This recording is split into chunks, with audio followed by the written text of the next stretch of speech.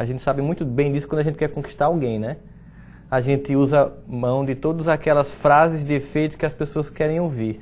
Tem até um vídeo que está bombando na internet, que é de um cara que ele está fazendo uma mensagem para a namorada. E é assim, ele diz as coisas clássicas. Hoje amanheceu o dia, a primeira coisa que eu pensei foi em você. Né? Você é aquela pessoa cuja minha vida, depois que conheci, ganhou todo o sentido. Não sei como consegui viver até hoje sem você. Portanto, eu não podia começar o dia sem dizer todas essas coisas para você. Aí mandar para. Aí ele vai selecionando Marta, Júlia. Porque o discurso é o mesmo. O discurso é padrão, né? Você vai ver o que é um pedófilo na internet, a sedução dele é padrão. A gente sabe o que as pessoas dizem para nos enganar e a gente escuta e acredita. E aí Jesus quer falar o seguinte, vamos sair dessa zona de acreditar ou de vivenciar um tipo de amor que é apenas verbal, para que a gente tenha um amor que seja em obras e em verdade, porque as obras e a verdade não deixam subterfúgio para o engodo, mas as frases feitas, sim. As frases de sedução, sim, elas são muito fáceis de serem evocadas, tanto para seduzir sexualmente, como para seduzir pelo poder, como para seduzir até espiritualmente com o fim de poder que a gente vê na desvirtuação do Evangelho hoje no mundo. Então Jesus vai falar de um amor que é pleno e verdadeiro, que a gente vai encontrar Paulo fazendo uma ressonância dessa frase de Jesus em 1 Coríntios 13, quando ele vai personificar tudo que seria o conhecimento, ainda que eu falasse a língua dos homens e dos anjos, e que tivesse o dom de profetizar, ou seja, que tivesse todos os dons que o intelecto humano pode proporcionar. Se eu não tivesse amor, eu nada seria. Eu estava ali num vazio de representatividade de uma suposição de um santo que eu ainda não sou. E aí Jesus vai propor, vamos trabalhar esse sentimento em obras e em verdade. Então, significa dizer que já naquela época, as pessoas estavam cansadas do discurso. O que era o fariseu? O que era o sacerdote?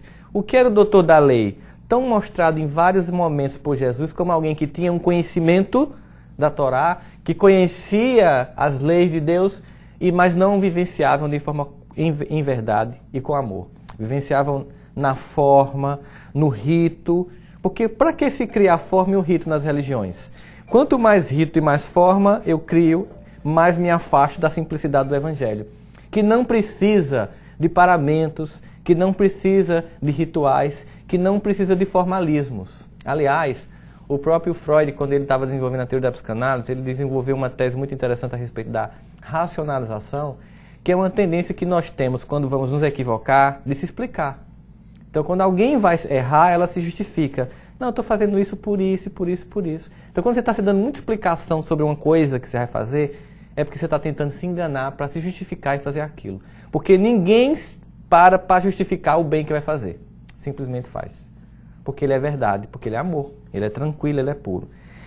E aí a gente vê que em Romanos, no capítulo 12, versículo 16, Paulo ainda faz um aprofundamento disso, e aí levando em consideração a igreja, no sentido de as instituições que são fundadas nas visitas que eles fazem às cidades, que são aquelas primeiras pessoas que fundam esse movimento, que é o que vocês fazem aqui na Flórida com a doutrina espírita. Vocês se juntam, trazem para cá não somente a vontade de estar numa sociedade, num pacto coletivo mais organizado que a nossa no Brasil, mas também contribuir. Eu acho que talvez vocês não saibam, ou saibam disso, eu apenas vou repetir, que vocês pensam que estão recebendo muita coisa da América, mas vocês vieram aqui para dar muito mais. Porque vocês estão recebendo da América uma coisa que a América dá a qualquer pessoa.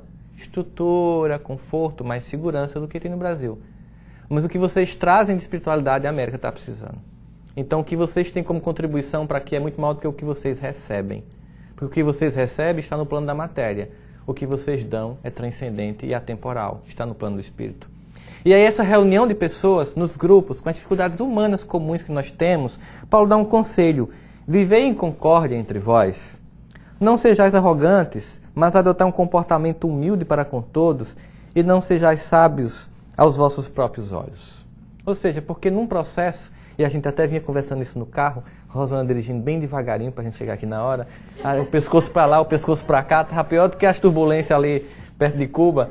E aí a gente... Mas a gente chegou vivo, né, irmãzinha? a ideia de que graças a Deus, a gente chega nessa ideia de que eu preciso estar junto porque eu não consigo fazer tarefa nenhuma só mais. Um dos livros mais interessantes que eu li recentemente, que é de um autor americano, é O Fim do Poder, em que ele trata justamente, a gente vai vendo a regeneração de várias formas, sabe? No momento em que os donos do poder estão perdendo poder para um empoderamento geral do coletivo. Então, por exemplo, o chefe de Estado americano já não tem tanto poder como tinha na década de 80. Os donos das grandes corporações também não têm. Porque as pessoas vão se empoderando. No mundo que vai mudando de status, de mundo de regenerações e provas de expiações e provas para regeneração, vai havendo um empoderamento coletivo. E hoje qualquer pessoa que trabalha numa organização qualquer sabe o quanto a complexidade das tarefas não permite que eu faça nada só. E para que aquela coisa seja executada, eu preciso da colaboração de muitos. De modo que hoje, no mundo corporativo, o que mais provoca demissão não é a incapacidade técnica de executar a tarefa. Não. É a incapacidade de se relacionar com os outros que vão executar a tarefa comigo, porque eu não faço mais só. Então a incompetência emocional hoje gera muito mais demissão no mundo corporativo do que a incompetência técnica, porque a empresa parte do seguinte pressuposto: eu consigo lhe treinar para fazer isso, mas eu não consigo lhe treinar para viver com os outros que fazem isso. Isso é ganho emocional que você traz de casa, isso é inteligência emocional. Então significa dizer que para estar em grupo eu tenho que ter essa simplicidade, essa humildade, porque os conflitos vão acontecer, os egos humanos vão se chocar, mas aí a espiritualidade diz assim: felizes os que calam as contendas pessoais em prol de uma coisa maior. Que em qualquer relacionamento, seja no casamento, seja no emprego, seja entre amigos de uma instituição espírita, você tem que sempre se perguntar se você quer ter razão ou você quer ter paz. E às vezes não, sempre é melhor a paz. Mesmo que você tenha que abdicar da verdade naquele momento, dizendo que não, tudo bem. Se é para que você volte a uma condição de pacificação, você está certo. Me desculpe. Sabe o que é você pedir desculpa por uma coisa que você sabe que está certo? É um sentimento de dignidade, de humildade. Quando você entende isso não como, que coisa ridícula, então eu estou certo e eu vou ter que pedir desculpa. Meu irmão, porque você está certo, inclusive por ter a grandeza de entender que aquele comportamento é infantil. Não tome como pessoal, não se troque, deixa a criatura ter razão, porque ela vai perceber que sua atitude foi diferente. E você não desceu a condição psicológica dela. Você, na atitude de pacificação, você faz o outro subir na sua condição psicológica de uma atitude superior. Então é sobre esse conjunto de consequências do amai-vos que Jesus fala. Porque a gente sempre coloca num patamar tão longínquo.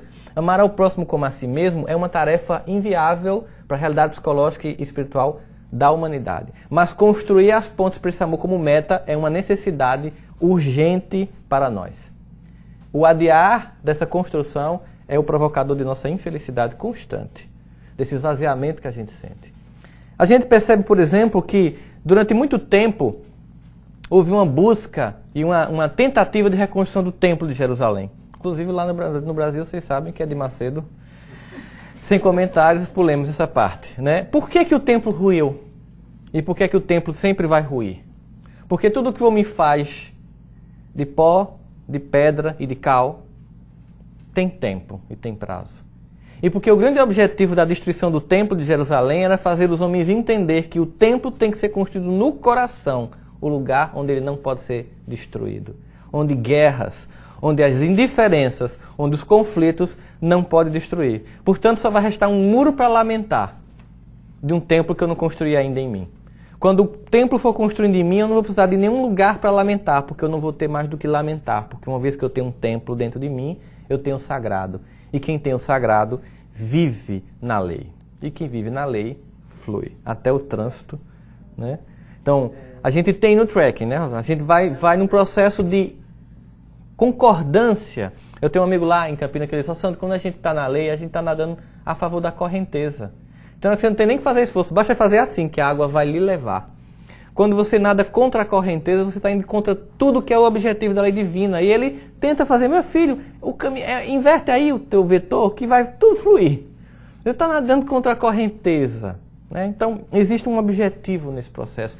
E aí essa correnteza significa dizer que eu preciso ter um caminho para chegar a esse ponto, a esse ser que é o amor. Ninguém vem ao Pai senão por mim. Muitos leem essa frase como um culto personalista à figura de Jesus. No só Jesus salva. Ninguém vem ao Pai senão por mim é muito mais complexo do que um culto personalista a Jesus. É deixar Jesus de ser apenas um objeto de culto e ser o que é mais difícil, um modelo de comportamento. Fazer Jesus um objeto de culto é fácil, botar na camiseta é fácil, louvá-lo é fácil, porque ele é digno de tudo isso, de toda honra, de todo louvor, de toda glória. Mas o que ele espera da gente? Uma reciprocidade de conduta. Qual é o maior modelo que foi oferecido à humanidade para que possamos seguir? Pergunta de Kardec aos Espíritos. A mais curta resposta, Jesus. A mais complexa resposta. Olha só o modelo que se estabeleceu para a gente. Jesus, então, visto como um modelo de comportamento, que me lembra muito da música de Padre Zezinho. Vocês conhecem o Padre Zezinho, né? Que tinha uma música que dizia assim: um dia uma criança me parou, olhou-me nos meus olhos a sorrir, com caneta e papel na sua mão, uma tarefa escolar para cumprir, e me perguntou no meio de um sorriso: o que é preciso para ser feliz? E aí, não é, seja espírita, seja evangélico, seja muçulmano, seja hindu, seja judeu, amar como Jesus amou, entendendo ele como um avatar, que você pensa no Buda, no Krishna também. Sonhar como Jesus sonhou, pensar como Jesus pensou, viver como Jesus viveu, sentir o que Jesus sentia, sorrir como Jesus sorria. E aí você vai entender o que é pacificação da alma. Uma vez que fazendo isso, ao chegar ao fim do dia, eu sei que dormiria muito mais feliz, porque eu não tenho uma consciência me acusando do descompromisso. A única coisa que garante você chegar em casa e dormir bem é quando você sente que naquele dia fez tudo que tinha que ser feito. Observe que o dia que a gente trabalhou muito, mas teve a sensação de que fez o que tinha que ser feito, a gente tem um cansaço pacificador. Ao passo que um dia em que a gente não faz o que tem que ser feito, mesmo que não tenha trabalhado muito, a gente não consegue dormir bem, porque sabe que está em falta. Mas é em falta com Deus, que tudo tem, nada precisa? É em falta conosco mesmo. Então, amai-vos implica no amar-se. Implica num processo de reconhecimento de um amor que dentro de você vai se transladar e sair em direção aos outros. Aqui está anunciando que eu tenho evangelho lá mais tarde, porque dá um aviso. Nesse processo, nós temos que quando eu tenho a ideia de discurso apenas no campo da fé, eu tenho o sentimento de censura e exclusão. O meu discurso é melhor do que o seu. A minha verdade é melhor do que a sua. A minha leitura do evangelho é correta, a sua não é. Aliás, você nem leu o evangelho, você é budista. Você é muçulmano, você leu o Corão, não, você leu o Bhagavad Gita, então você nem é. Então é censura e exclusão. Quando eu penso em sentimento, eu tenho o amor e o acolhimento. Porque no plano do sentimento não tem exclusão que o discurso aparece. Porque você pode ter várias divergências no campo da fé em relação à interpretação dos evangelhos. Você pode ter várias divergências com relação aos outros manifestantes espirituais que a humanidade nos oferece. Mas você nunca vai divergir quando todo mundo fala que perdoar é importante. Todo mundo vai dizer é. Conviver em fraternidade é importante? Vai dizer é. Respeitar o outro é importante? Sim. Então, no plano do amor, todos nos encontramos. No plano do discurso, há apenas o conflito. Há apenas a discórdia.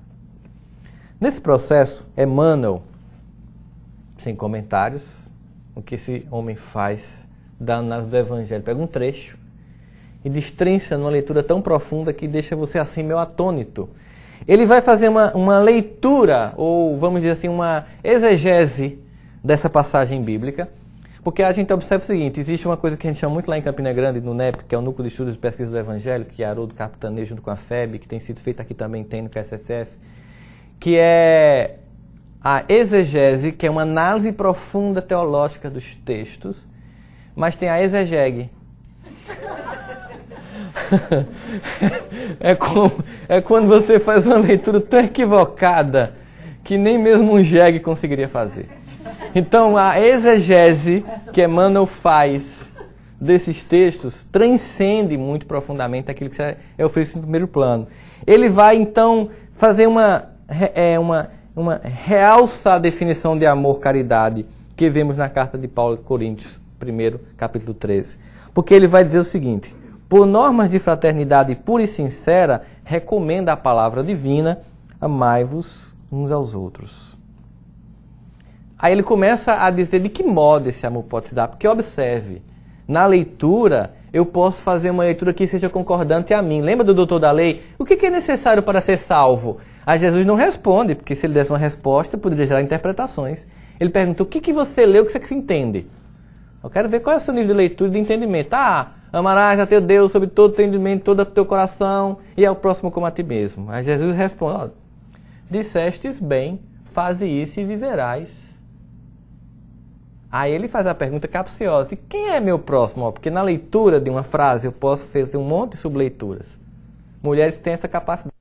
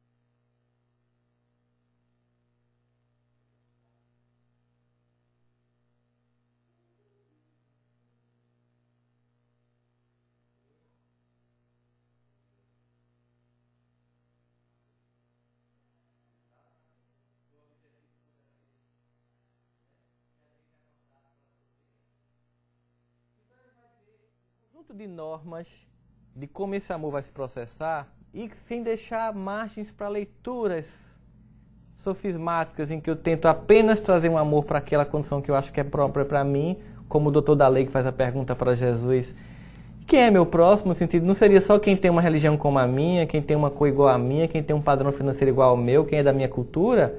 Aí Jesus vai contar a parábola do bom samaritano, para deixar bem claro que é o que tem atitude de amor é o próximo. Este, qualquer que esteja no caminho, vai ser seu próximo. Aí Emmanuel vai dizer, o amai-vos não determina seleções.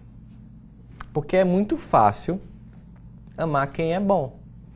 É muito fácil amar quem é agradável a gente. É muito fácil amar o parente que sempre nos dá o melhor. E eu não falo só de coisas, mas de exemplo. Aquela criatura que faz parte da família que a gente faz, Jesus, ela vem me visitar hoje. Ou eu vou ter que cumprimentá-la no final do ano, só uma vez por ano para tirar foto, só Jesus na causa. Essa é a criatura que a sua experiência psicológica mais deve se aproximar, porque se você não se aproximar dela, casa na próxima encarnação. Porque como o objetivo de Jesus é o encontro e a fraternidade, quanto mais você se afasta de quem você não gosta, mais essa pessoa se aproxima de você a cada existência.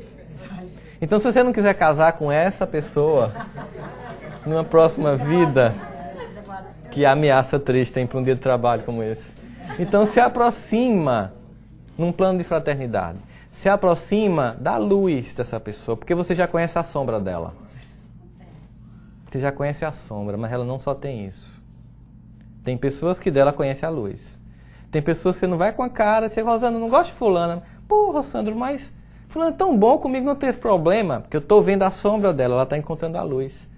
Então, deixa eu encontrar a luz, porque tem que ter, eu também não tenho os dois?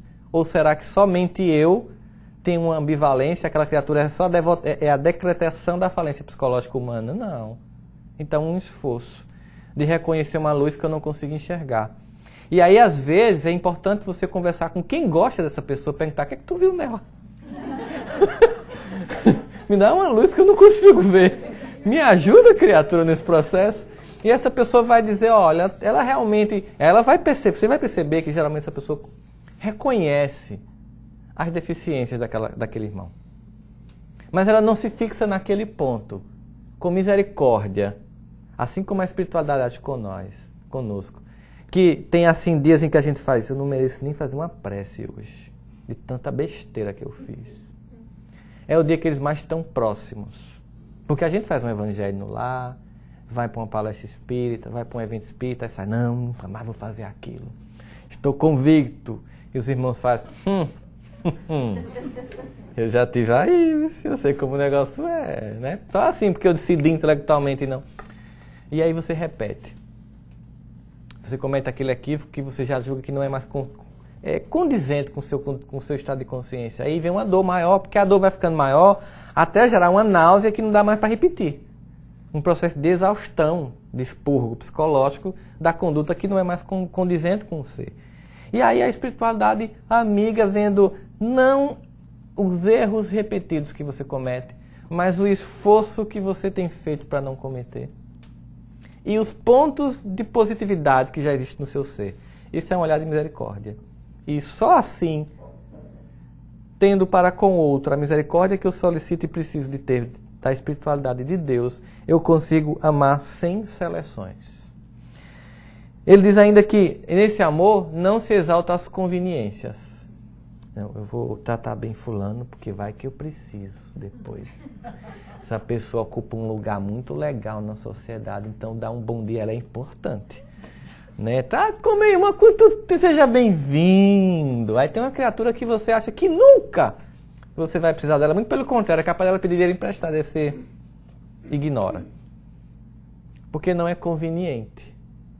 E aí quando você tem esse tipo de amor, você esquece duas coisas, regras básicas da vida. Uma, a vida gira.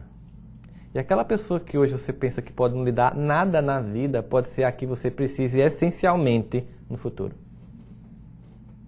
Por isso que, por interesse, Santo Agostinho vai dizer, se o homem soubesse como é bom, seria bom por egoísmo. Vê que conceito interessante. Se o homem soubesse como é bom ser bom, seria bom por egoísmo. Que estágio psicológico interessante a gente alcançaria, né? Eu vou ser bom porque é muito bom, isso é bom pra mim. E é bom. Mas aí quando você chega nesse estado, você já nem precisa mais disso, porque você começa a perceber que você está muito para dar para alguns e para outros receber. Por isso que Paulo vai dizer assim, eu devo a sábios e a ignorantes, eu devo a gregos e devo a bárbaros. Quando a gente pensa em amar sem determinar seleções e não exaltando conveniências, é porque de pessoas que estão à frente de mim, em vários planos, eu recebo. E não tenho como devolver para elas.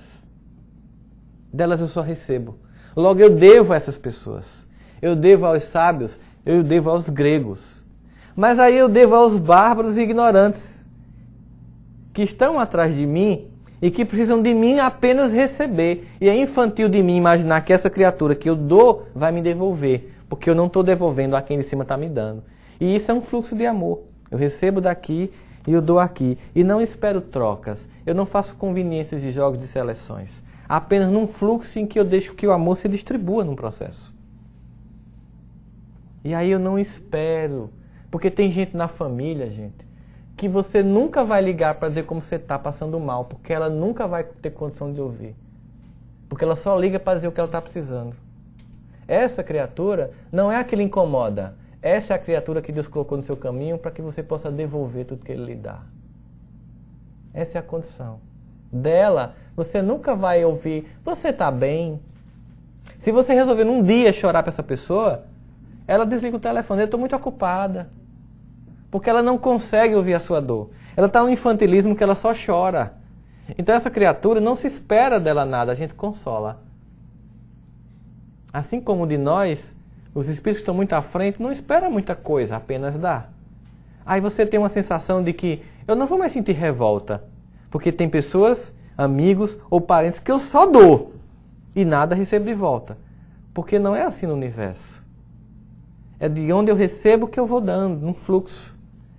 E quando eu quero retorno ou jogo de conveniência, eu me magoo. Porque a pessoa não dá retorno para mim, porque ela não tem condição. E se ela tiver condição de lhe devolver e não lhe dá, significa que a não condição moral dela é ainda mais lamentável para ela. Porque tem quem não dá porque não pode, tem quem não dá porque não quer. Esse que dá porque não pode é compreensível. E o que não dá porque não quer é mais lamentável, porque ele está num infantilismo espiritual muito maior. Então dele não se cabe em nenhum momento raiva, muito mais prece. É fácil esse sentimento? Não, porque a gente sempre se acostumou que todas as relações têm que ter troca. E qual é a troca que Deus espera da nossa relação com Ele? Eu estava dizendo para as meninas que eu estava no avião, aí tinha um pastor e uma pastora sentada comigo do lado da cadeira. Aí perguntaram o que é que eu vinha fazer nos Estados Unidos. Eu vou fazer palestra no Movimento Espírita. Nossa, O avião... né? Mas você conhece o Evangelho? A senhora está pensando que eu tenho algum tipo de transtorno mental? Claro que eu conheço o Evangelho. Quem não conhece o Evangelho? Eu era espírita, eu disse, pois eu era evangélico, 20 anos. E a vida é assim, eu conheço vários amigos que eram evangélicos, são espíritas, espíritas são evangélicos. Não, porque Deus, a senhora entende mesmo a Bíblia, quer conversar comigo de verdade? Quero. Aí comecei ela começou a sentir que a gente tem conhecimento do Evangelho. No final, quando eu desci no aeroporto, ela, Deus lhe ilumine na sua tarefa, que Ele lhe abençoe, vai evangelizar. Eu digo, a senhora também vai evangelizar, lhe ilumine. Porque ela achava, né, se você acha que eu sou da oposição. E eu vou lhe dizer uma coisa, todos os religiosos são partidos diferentes da base de sustentação do governo de Deus na Terra. Quando a gente tem essa visão serena, a gente não vê inimigos, a gente vê amigos. A gente entende quando Jesus diz, quem é por nós não será contra nós. Portanto, amplie sua visão, para em vez de ver inimigos em todos os lugares, ver companheiros de Deus em toda parte, porque o mal está lá fora. Enquanto a gente briga aqui pelas pequenas contendazinhas, reencarnação ou não, salvação antecipada ou não, santos ou não, o mundo está lá fora detonado em violência, em drogas, em materialismo, em angústia, em depressão e dor. E o nosso objetivo para servir Jesus não é estar aqui disputando quem está com a verdade, é viver essa verdade no Evangelho. E aí você não tem seleções. Não é só quem tem o meu culto, não é só quem é da minha igreja, não é só quem é do meu centro, não é só do meu bairro. São um amor que é direcionado sem seleções, sem conveniências. E ele continua, que não impõe condicionais. Eu só amo você se... Quando você só faz alguma coisa se, tem condicionais. Se tem condicionais, não é amor, é troca, é negócio. Bem claro, bem afirmado. Não desfavorece os infelizes. Porque, olha, gente, desfavorecer o infeliz. Veja a condição disso, né? Eu faço muitas palestras para educadores no Brasil. Escolas, universidades. E comumente eu chego numa escola pública, eu estava num congresso recentemente, e tinham 600 professores de escolas públicas. E eu falando assim, quando a gente pensa em políticos como corruptos, e imagina um educador que ensina na escola pública, e porque naquele dia a aula da escola pública ele chega atrasado, ele é corrupto. Se ele sai mais cedo, ele é corrupto. Se ele dá uma aula capenga, ele é corrupto. Porque naquele mesmo dia à tarde ele vai para uma escola privada. Aí ele dá a aula na hora, termina na hora e dá uma aula bem dada. E às vezes recebe a mesma coisa da escola pública. Então, você está desfavorecendo o infeliz. Eu acordo de manhã e saio e passo na frente de uma escola pública. Às 7h10 eu passo na frente dessa escola pública. Nem o vigilante chegou. Na frequência, eu passo depois de mais ou menos uns 4 ou 5 minutos numa escola cuja mensalidade é R$ 2.500. E tem filas de carro desde as 6h30 da manhã. Tem guardinhas de trânsito na porta da escola. Quem é favorecido, continua sendo favorecido.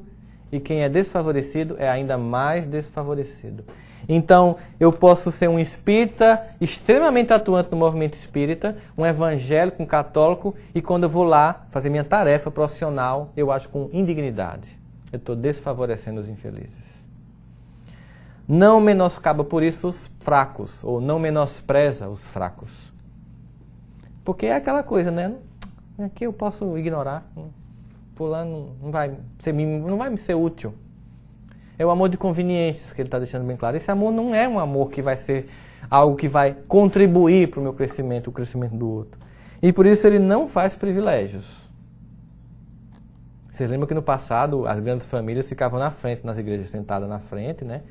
e eram enterradas dentro da igreja. O que não adiantava, porque ia para o umbral do mesmo jeito. Obviamente. Né? Achar que ser espírita e dar tratamento especial do outro lado, esqueça.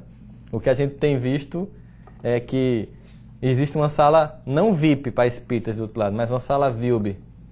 Very Umbral Personal.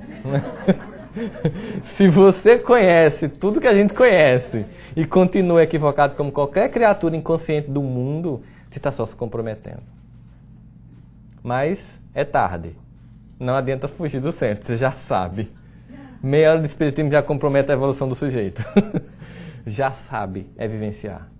É deixar que essa condição que nos é dada por Deus, privilégio, de num mundo desbussolado, desorientado, sem norte, de profundas transformações que está mexendo com toda a estrutura do planeta, geológica, física, política, cultural, histórica e pessoal, ter um frontispício luminoso, que é a terceira revelação, como possibilidade de cura e de se achar, é um privilégio.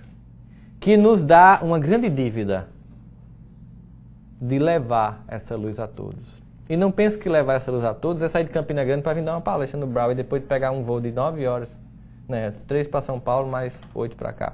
Isso é nada, gente. Que Paulo andava de jumento. Eu vim de TAM. Certo? Então isso não é nada. Do lado da pastora orando por mim, tentando me converter. Então não é nada. Isso não é nada. É me tornar um ser cuja vida é um evangelho vivo. Cujo silêncio, com gestos, faz que o outro perceba uma paz que ele não tem. E aí eles vêm me perguntar, de onde vem a tua paz? Aí você vai dizer, do Cristo. Mas que Cristo? Porque eu conheço muitas pessoas que se dizem ser dele e não têm essa paz.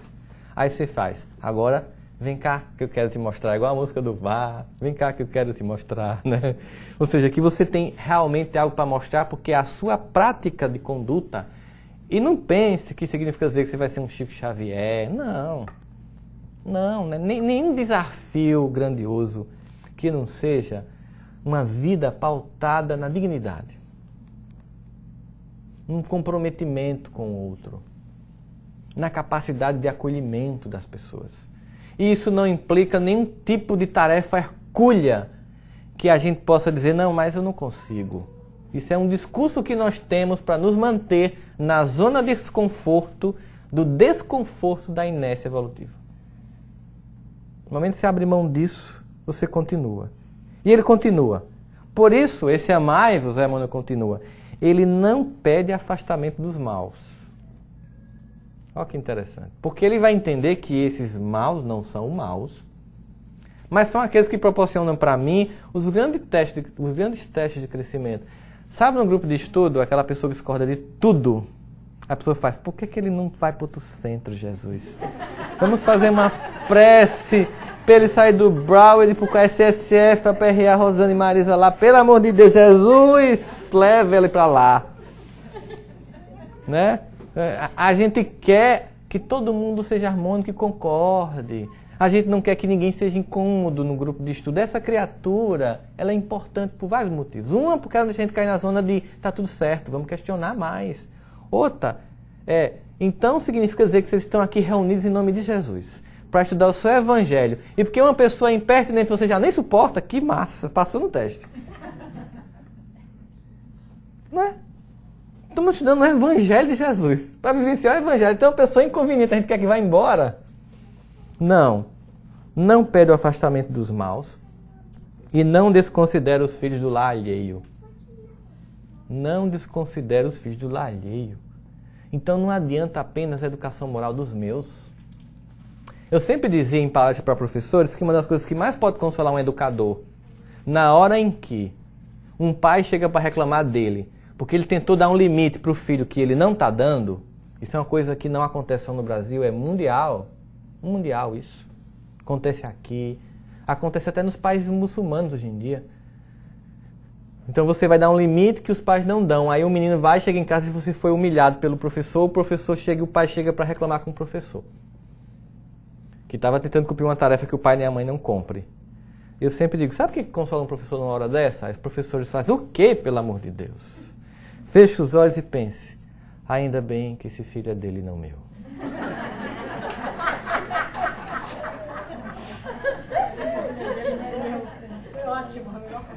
Mas eu mudei de opinião. Mudei de opinião. Depois que li esse texto de Emmanuel, eu mudei de opinião. E depois que uma cena no Brasil, dessas lamentáveis cenas que nós temos na sociedade, me fez mudar de opinião. É quando uma mãe do Rio de Janeiro consegue pegar um filho da zona norte do Rio, periférica, uma cidade de 8 milhões de habitantes, com violência que a gente conhece, polícia corrupta, mas consegue fazer com que esse filho não se envolva com narcotráfico, que ele, mesmo na escola pública, consiga passar no concurso e vai trabalhar num banco. E aos 23 anos ele arrume, vista sua camisa, ensaque, né, sua camisa, coloque seu cinto, vá passando por uma passarela, enquanto que um homem vem com um caminhão, com a caçamba aberta, para não ser multado, e derruba a passarela e mata mais 4 pessoas. Não podemos ficar no simplismo de visão do espiritismo, que era o karma dele. Não vamos ficar nisso, é uma visão simplista e pequena do doutrina espírita. O escândalo tem de vir, mas ai daquele por quem vier o escândalo. Significa dizer que se eu educar meu filho, mas os outros ficarem deseducados, ele pode sair para caminhar e uma pessoa alcoolizada bater o carro e matá-lo, matar para roubar um tênis, porque a educação é para o mundo. Porque nós fazemos parte de um mesmo orbe, um planeta que vai zarpar para um plano evolutivo, mas sem que nenhuma criatura não esteja embarcada. Não adianta se acotovelar na fila de entrada para chegar primeiro. Não tem first class. Não tem. Tem a classe da fraternidade. Implica dizer que quanto mais eu abro mão da fila para que o outro entre, mais o movimento de evolução acontece. E que eu não posso esperar que a evolução se dê só para mim. Eu sei que muitos de vocês vêm para os Estados Unidos também para sair de uma sociedade bem complicada de viver. E eu moro lá e sei o que eu estou falando. Mas não adianta imaginar que estar aqui está seguro. Porque como vocês estão vendo, movimentos de transição no planeta são muito complexos. Nós estamos vendo uma Rússia atacando um país e colocando em risco a paz mundial. Nós estamos vendo o Hamas crescer e fazer Israel recuar. Nós estamos vendo grupos islâmicos se desdobrarem em terrores cada vez maior. Porque nós temos que pacificar o planeta todo e não uma nação. Não adianta colocar muros.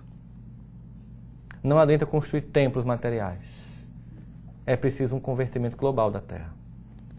Porque a regeneração é a do planeta, não é de um país ou de outro. É a regeneração do planeta. Nós temos responsabilidade sobre toda a cultura humana. Nós temos a condição de sermos agentes de Jesus na Terra. Nesse processo, por isso mesmo, esse amor não destaca a parentela consanguínea. Então, apenas as pessoas que são da minha família, né? Coisa que não acontece com os políticos no Brasil, obviamente, é que vão ser privilegiadas. Mas tem uma frase que ele diz assim: não menospreza os adversários. É interessante essa frase, porque quando eu comecei a pensar sobre não menosprezar o adversário, aí eu comecei a refletir lá em casa. Aí eu consegui entender 3 motivos da gente não menosprezar o adversário. Primeiro motivo, não ser vítima dele novamente. Se eu menosprezar, se fazer de conta que ele não é ruim, ele faz o mal de novo. Depois, não agir como ele.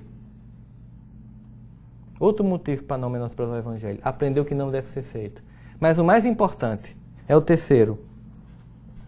Estar disposto a, no futuro, socorrê-lo, porque ele vai lhe buscar. Então, não menosprezo para não ser vítima.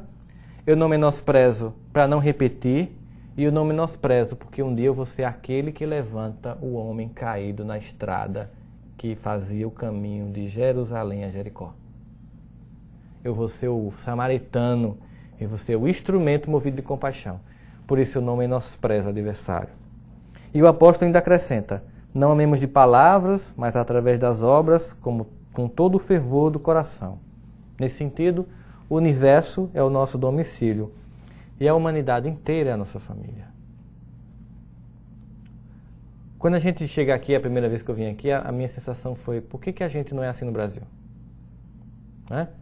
O que seria o mundo de regeneração? Nós temos uma condição coletiva e social como a americana e a intimidade afetiva do Brasil. Seria um mundo perfeito. Então, esse é o mundo que a gente quer construir. Esse é o nosso desafio. Essa é a nossa conquista. Não adianta estar aqui bem e um mundo muçulmano em crise, deflagrado em miséria. Ignorando a religião que mais cresce no mundo e que será em 20 anos a maior credo da humanidade. Achando que todos são uma ameaça, que todos são homem-bombas em potencial. Não entendendo uma mensagem também redentora do Alcorão. Encontrando concórdia. Porque o que aumentou a violência em Israel é que na década de 80 havia uma convivência entre palestinos e judeus. Os palestinos trabalhavam em Israel. Mas foi se criando uma condição política em Israel que eles foram isolados. E hoje os jovens da Palestina nunca foram a Israel e não conhecem um judeu de perto. E só os veem como inimigos. A mesma coisa acontece com os jovens judeus, que não têm convivência com os palestinos. Vocês assistiram aqui o filme O Mordomo da Casa Branca? É um filme que vale a pena assistir, mas tem uma cena que eu acho fantástica no filme inteiro. É quando o filho dele entra para um grupo radical, que aconteceu mesmo nos Estados Unidos, a libertação da causa negra nos Estados Unidos. Os Panteras Negras, se eu não me engano. E o líder do movimento pergunta qual é a profissão do pai dele. E ele, envergonhado, diz, mordomo. E aí todo mundo começa a rir. Aí o líder diz, não riam do pai dele, porque o pai dele faz uma tarefa que nós não fazemos. E o pessoal, qual? Ele vai à casa do branco mostrar a dignidade dele, a humanidade dele, para que o branco perceba que ele é um igual a ele. Ele vai servindo para ensinar o outro a crescer. E ele faz as pontes que nós não fazemos. Olha que visão. Que visão. Eu não vou como subserviente, eu vou como agente do bem. Olha a visão, gente. Olha a transcendência do Evangelho de Jesus. Então, se eu me separo por facções, por grupos, eu mantenho o ressentimento, o ódio e o afastamento. Se eu amo indistintamente e vou ao encontro, eu crio a fraternidade. Não tem condição nenhuma da fraternidade se sobressair no plano da humanidade se nós não agirmos com um amor que não é de palavras, mas que é de fato de gestos e em verdade. Essa é a grande construção que nós temos, é a tarefa que nos cabe. Não pensem que aqui eu estou pedindo para alguém se candidatar pelo Partido Republicano ou Democrata para fazer isso, não precisa, embora também se possa fazer como agente político. Mas é no sentido de que, como agente humano de uma política no sentido mais transcendente, de querer mudar a cultura, nós temos que entender a mensagem de Jesus não como contra a cultura ou como a favor da cultura, mas como um agente transformador e redentor da cultura humana. Gente, muito obrigado. Desculpa o atraso, viu? Muito obrigado. Deus abençoe a todos vocês. Muita paz.